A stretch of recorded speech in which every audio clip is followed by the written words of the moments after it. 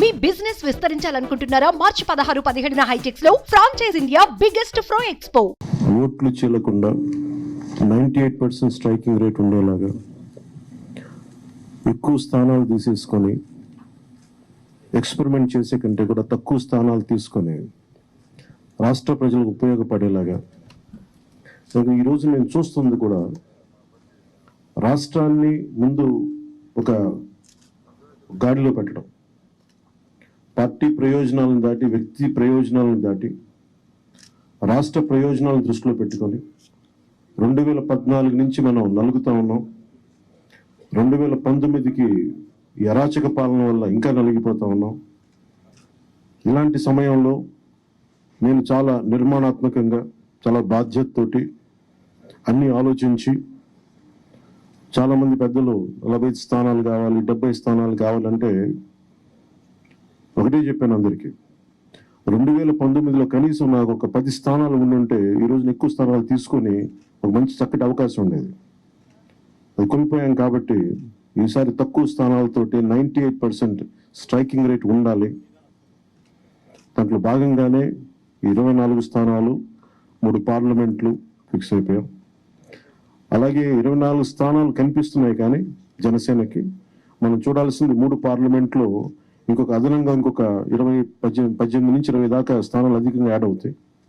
So దాదాపు ఒకలా చూస్తే జనసేన అందరూ అనుకున్నట్టుగా ఒక 40 స్థానాల్లో పోటీ చేస్తున్నట్టు లెక్క, 3 పార్లమెంట్తో కలుపుకొని.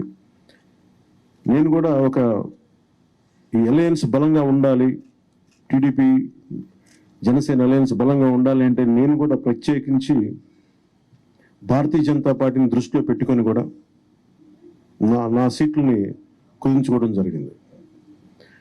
ఇది మన నాయకులందరికీ కూడా వ్యక్తి ప్రయోజనాలను పక్కన పెట్టి రాష్ట్ర ప్రయోజనాలని ముందుకు తీసుకెళ్దాం.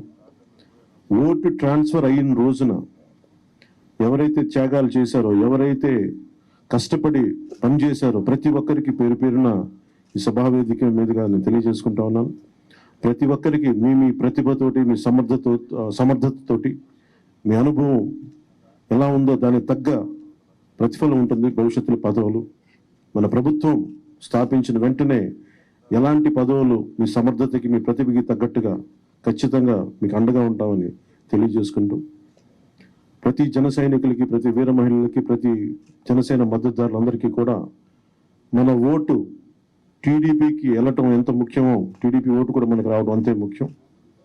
జనసేన ఓటు ఖచ్చితంగా టీడీపీకి ట్రాన్స్ఫర్ అయితేనే ఈ రాష్ట్రం చాలా అద్భుతంగా ఉంటుంది.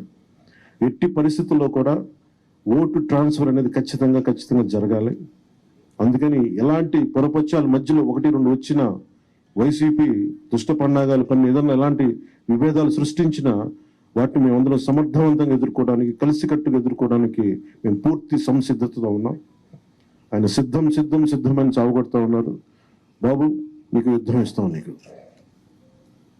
అది ఎలా ఎందుకు యుద్ధం చేస్తామంటే ప్రజలు తిరిగి ఆంధ్రప్రదేశ్ని గాడిలో పెట్టడానికి యుద్ధం చేస్తాం నీకు.